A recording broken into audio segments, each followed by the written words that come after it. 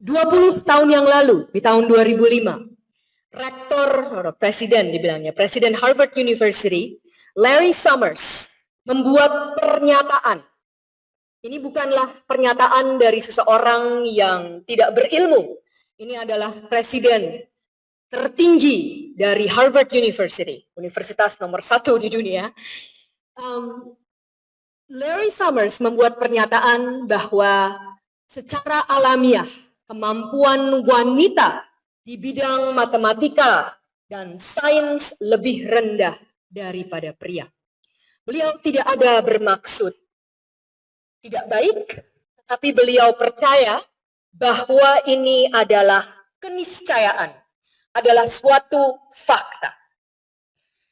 Dan yang perlu kita pertanyakan, karena saya yakin walaupun tidak disuarakan oleh semua orang, ini adalah suatu asumsi yang dipercaya oleh banyak orang, baik pria maupun wanita sendiri.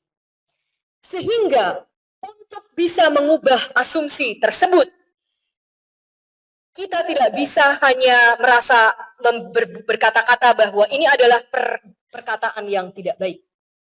Kita harus menggunakan fakta sains itu sendiri. Apakah benar menurut sains bahwa wanita mempunyai kemampuan otak dan kemampuan kecerdasan yang secara alamiah lebih rendah daripada pria di bidang matematika dan sains? Dan seorang ilmuwan yang sangat ternama, Times 100 Most Influential People of the Century, Profesor Elizabeth Spelke, yang juga guru besar di Harvard University, menjawab tantangan tersebut dengan sains. Jadi bukan dengan argumen semata, bukan dengan tulisan semata, tetapi dengan bukti-bukti sains. Profesor Elizabeth Spelke melakukan penelitian-penelitian yang menanyakan, tidak mengasumsi, tapi menanyakan apakah benar sejak kecil, sejak lahir, wanita mempunyai kemampuan sains yang lebih rendah daripada pria. Kebetulan Bapak Ibu, ada Bapaknya juga di sini masih ya. Bapak Ibu yang saya hormati, Profesor Elizabeth Spelke adalah ibu akademik saya. Beliaulah yang melahirkan saya sebagai ilmuwan. Bisa dilihat di sini, ya ini adalah suatu tugas, bukan tugas seperti games kepada anak-anak, umur 3 tahun, dan ini ditanyakan, berapa? Kasih saya 5 pensil. Di situ ada 10 pensil. Apakah benar anaknya memberikan 5? Dan dari game matematika ini yang ditanyakan, apakah ada perbedaan antara anak perempuan yang pink dan anak laki-laki yang biru? Semua bisa dilihat, tidak ada perbedaan sama sekali. Tidak ada perbedaan sama sekali. Kalau ditanyakan dengan tugas, dengan games-games lainnya, saya tidak punya banyak waktu untuk menceritakan eksperimen-eksperimen yang kami lakukan di laboratorium dan dilakukan oleh Profesor Spelke di laboratorium. Banyak dari sini saya melakukannya sendiri sebagai mahasiswa. Ini juga tidak ada perbedaan sama sekali. Di bagian sebelah kiri, Bapak Ibu sekalian, bisa melihat ini adalah berbagai macam permainan. Sebenarnya ini eksperimen, berbagai macam eksperimen. Kita lihat antara yang abu-abu muda, yaitu anak perempuan, dan yang abu-abu gelap, yaitu anak laki-laki, tidak ada perbedaan sama sekali. Lalu di grafik yang sebelah kanan, ini adalah grafik yang menunjukkan high performance, atau yang sangat bagus sekali. Jadi yang sangat bagus sekali, tidak ada perbedaan antara anak perempuan dan anak laki-laki. Lebih banyak lagi. Di sini bisa dilihat yang langsung saya sebelah kiri 3 tahun. Tidak ada perbedaan. Ini eksperimen yang lain lagi. Sebelah kanan ini adalah high performance. Yang di high performance yang lebih tinggi adalah yang abu-abu muda, yaitu yang anak perempuan performance-nya bahkan lebih tinggi daripada anak laki-laki. Ini adalah bukti sains, bukanlah pendapat semata-mata. Saya tunjukkan berbagai macam. Ini adalah eksperimen geometri dengan 1,5 tahun. Artinya, apakah anak-anak kita mengerti geometri pada 1,5 tahun? Bagian dari matematika. Jawabannya adalah iya. Dan antara yang pink dan antara merah jambu dan antara biru tidak ada perbedaan kecuali yang paling ujung, di mana itu sekali lagi adalah high performance yang anak-anak perempuan lebih tinggi daripada anak-anak laki-laki. Ini adalah data sains. Ini data lainnya lagi. Sekali lagi datanya menunjukkan di grafik yang ini ada yang garis putus-putus dan yang garis tebal. Penting yang dikatakan adalah garis putus-putus dan garis tebal ini tidak berbeda. Di berbagai macam eksperimen tidak ada perbedaan antara anak laki-laki dan anak-anak perempuan di dalam eksperimen-eksperimen geometris. Sama juga, ini juga eksperimen lain lagi mengenai navigasi. Apakah bisa membaca peta? Di sini pun tidak ada perbedaan antara laki-laki dan perempuan, kecuali antara high performance yang perempuan lebih bagus. Lebih banyak yang perempuan high performance daripada yang laki-laki. Ini semua adalah paper yang sudah dipublikasi di jurnal-jurnal yang paling top di seluruh dunia.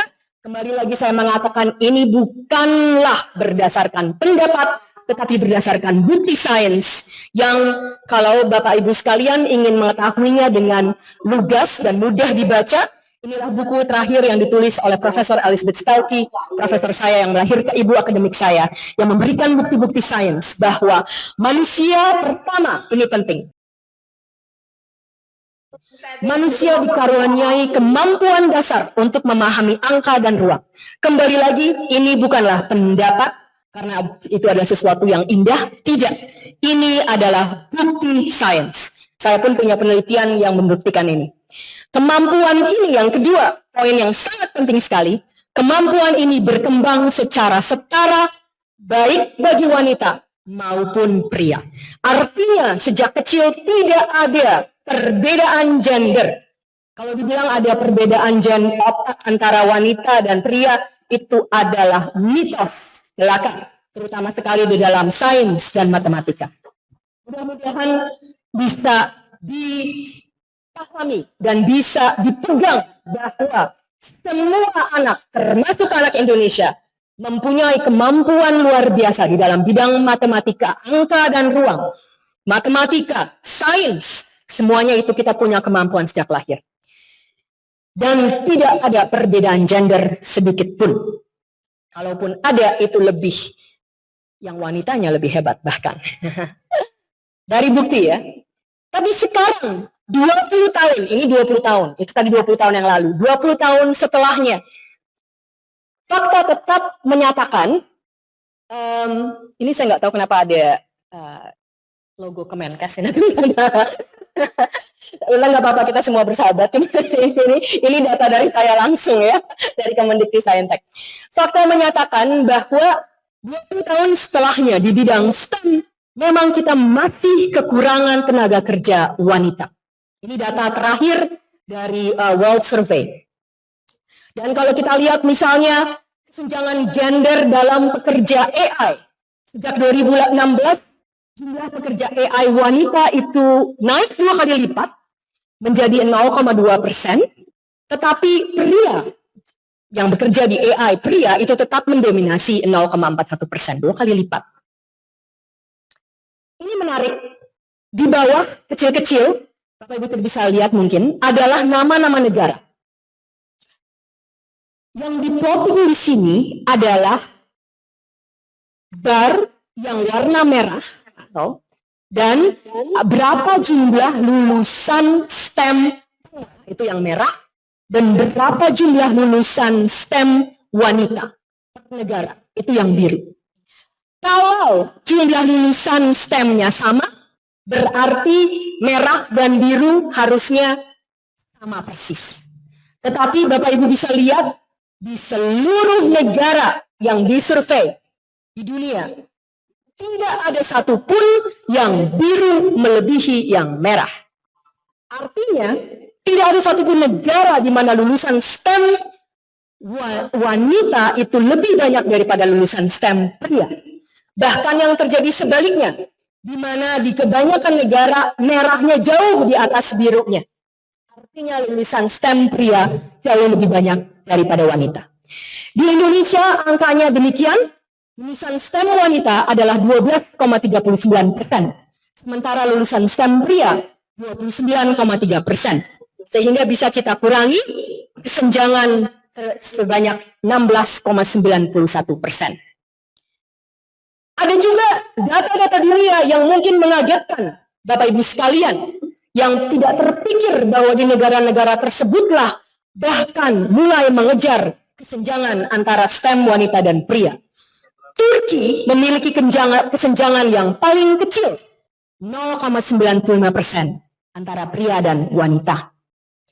Dan Uni Emirat Arab memiliki presentasi lulusan STEM wanita tertinggi di dunia, 32,14%. Sehingga dengan pemetaan seperti itulah, misalnya berdampak terhadap kerjasama yang kami lakukan dari Kemendikbudristek, misalnya dengan United Arab Emirates kita banyak bekerja sama, dan juga dengan Turki, Bapak Presiden sudah mengunjungi kedua negara ini dan sangat berbicara mengenai poin-poin STEM yang sudah kami lanjutkan di Kemendikbudristek. Pertanyaan yang paling penting, bagian ketiga, bagian terakhir adalah mengapa? Mengapa jika kemampuan alamiah anak perempuan dan laki-laki tidak ada bedanya, mengapa kita masih berada di mana pekerja STEM wanita, lulusan STEM wanita itu masih jauh di bawah pria? Jawabannya pasti, Bapak Ibu sekalian kebanyakan menjawab dari edukasi, dari sistem pengajaran. Itu semua betul. Tetapi ada satu hal yang berdasarkan bukti sains ini bahkan lebih tajam lagi. Setelah diteliti, yang paling menjadi sumber kesenjangan antara wanita dan pria adalah bias dan stereotip yang ada di masyarakat kita. Kembali saya akan menggunakan bukti sains. Ini adalah ada referensi papernya, ini adalah eksperimen. Di eksperimen ini, para peserta eksperimen diberikan kurikulum vita yang persis sama. Tetapi setelah dari yang mengikuti eksperimen dibilang ini adalah kurikulum vitanya Robert. Ini lakukan di Amerika Serikat. Dan kepada setengah peserta dibilang ini adalah kurikulum vitanya Ruth. Ya, tentu saja pria, wanita. Tapi kurikulum vitanya persis sama. Kurikulum vita 1 yang dilakukan. Lalu ditanyakan kepada para pesertanya, seberapa kompetenkah pengalaman mengajar Robert? Ini untuk mereka apply menjadi dosen. Seberapa kompetenkah pengalaman mengajarnya Ruth? Apakah Anda akan merekrut, memberikan pekerjaannya kepada Robert? Apakah Anda akan memberikan pekerjaannya kepada Ruth? Ingat bahwa CV-nya itu persis sama. Jadi seharusnya jika tidak ada bias dengan CV yang persis sama, tidak ada perbedaan antara Robert dan Ruth. Tetapi ternyata perbedaannya sangat banyak. Kalau kualitas CV-nya itu luar biasa, ini berita baiknya, tidak ada perbedaan. Tetapi kalau kualitasnya itu rata-rata dan bahkan bagus, tapi tidak luar biasa, perbedaannya luar biasa.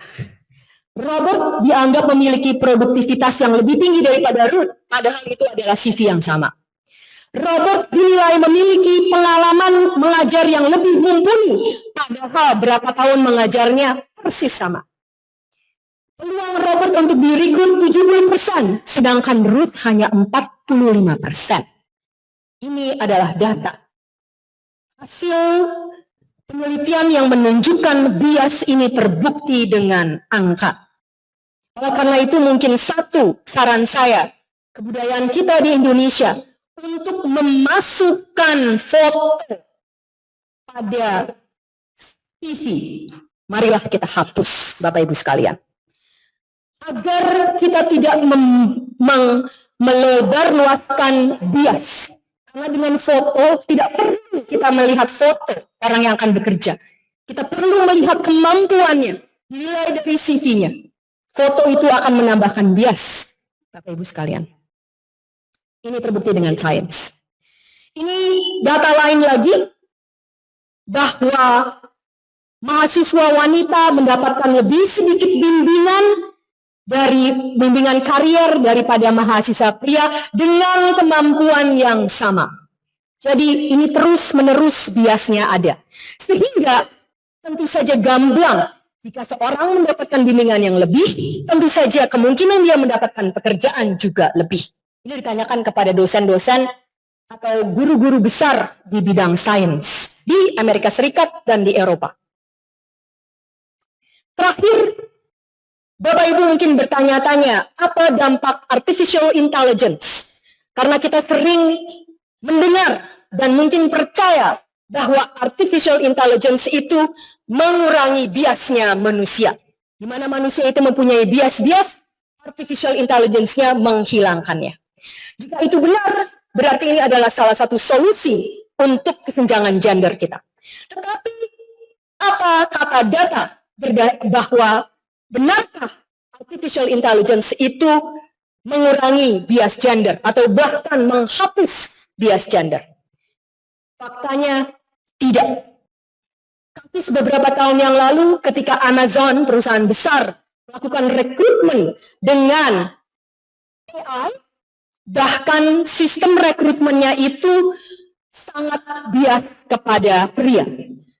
Tentu saja sistem AI tidak punya perasaan, tidak punya prasangka. Tetapi yang terjadi, sistem AI adalah menggunakan data yang sudah ada. Dan di mana data-data yang sudah ada itu memiliki bias, bias itu akan diamplifikasi. Ini harus disadari. AI tidak akan menyelesaikan masalah bias kesenjangan gender.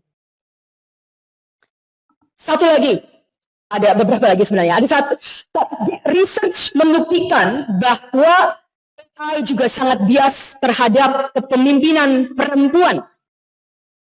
Jika AI ditanya, dan sekarang kita menggunakan chatbot, apakah pria secara konsisten digambarkan seperti apa? Pria digambarkan secara konsisten sebagai sosok yang kuat, yang berani dan kompeten oleh AI, bukan oleh manusia. Sementara wanita dicitrakan sebagai orang yang emosional dan lemah oleh artificial intelligence.